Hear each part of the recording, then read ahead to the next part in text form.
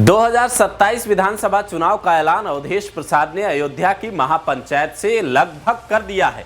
20 जुलाई को अयोध्या में पीडीए की महापंचायत होने वाली है और इसका नेतृत्व सपा सांसद अवधेश प्रसाद ही करेंगे। इससे पहले 30 जून को सपा कार्यालय में एक बड़ी बैठक होगी, जिसमें जिले और ब्लॉक लेवल के कार्यकर्ताओं को बुलाया गया है। बैठक में योगी आदित्यनाथ को घेरने का पूरा प्लान समाजवादी पार्टी अखिलेश यादव के देखरेख में तैयार करेगी। अवधेश ने खुली चुनौती देते हुए कहा है कि यूपी की कानून व्यवस्था ध्वस्त है, आम लोगों और गरीबों को सताया जा रहा है।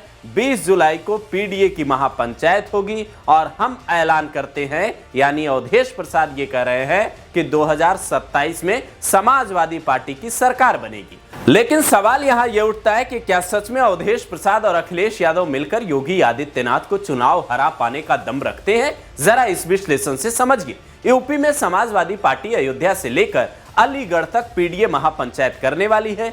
इस पीडीए महापंचायत के दो मकसद हैं। पहला, पंचायत चुनाव में समाजवादी पार्टी पीडीए कैंडिडेट पर फोकस करेगी, जिससे 2027 में बूथ लेवल पर अपने पीडीए चेहरों को वो खड़ा कर पाए। दूसरा, अखिलेश यादव पीडीए के बहाने बीजेपी में खलबली पैदा करने की कोशिश करेंगे, ताकि बीजेपी गलती करके 2027 का विधानसभा चुनाव योगी के नाम पर न लड़े। लोकसभा में योगी को थोड़ा पीछे करना बीजेपी को भारी पड़ा था और विधानसभा चुनाव में अखिलेश और राहुल की जोड़ी यही उम्मीद लगाए बैठी है। हालांकि अब योगी को समझ आ चुका है कि पीडीए को मात देने के लिए केशव प्रसाद मौर्य से सारे गिले शिकवे छोड़कर हाथ मिलाने का दौर आ गया है। लखनऊ की गलियारों में सपा की काट के लिए चर्चा यह है कि केशव प्रसाद यूपी बीजेपी या बीजेपी के राष्ट्रीय अध्यक्ष बन सकते हैं। राहुल गांधी और अखिलेश यादव पंचायत चुनाव अलग अलग लड़ने का ऐलान कर चुके हैं, लेकिन यूपी में एक सियासी हवा ऐसी बहने वाली है जिससे योगी आदित्यनाथ को भारी परेशानी हो सकती है। राजनीतिक पंडित दावा करते हैं पीडीए की आड़ में समाजवादी पार्टी प्रदेश में कोई ब्राह्मण आंदोलन खड़ा कर सकती है।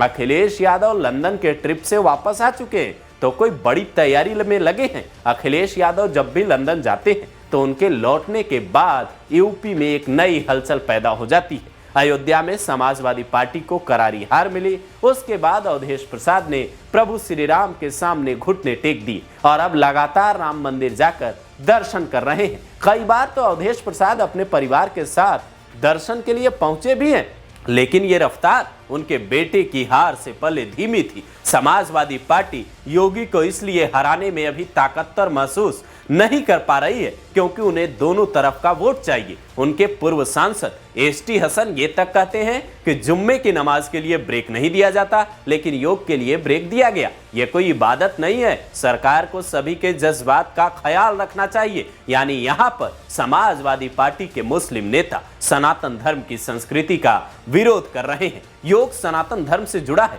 इसलिए योग का विरोध कर रहे हैं। योगी सरकार में मंत्री संजय निषाद एसटी हसन पर थोड़ी ही देर में पलटवार करते हैं और वो कहते हैं ये वही लोग हैं जिनके पुरखों की वजह से पाकिस्तान बना। इन्हीं लोगों की वजह से सपा सत्ता से दूर है, जबकि बीजेपी को सिर्फ एक पक्ष का वोट चाहिए। इसका ऐलान योगी आदित्यनाथ साल 2022 के चुनाव में ही कर चुके थे कि चुनाव 80 बनाम 20 होगा, और आज भी योगी आदित्यनाथ उसी नैरेटिव पर खड़े हैं कि चुनाव 80 बनाम 20 होगा। इसीलिए पहले अवधेश प्रसाद ये तय कर लें कि उन्हें राम मंदिर जाकर सनातन धर्म को दिल से स्वीकारना है या पीडीए की महापंचायत करके सिर्फ मुसलमानों का वोट लेने की तैयारी में है। अवधेश प्रसाद का इतिहास हम खंगालना नहीं चाहते, क्योंकि पहले पन्ने पर उनकी दोस्ती मोईद खान से लिखी है।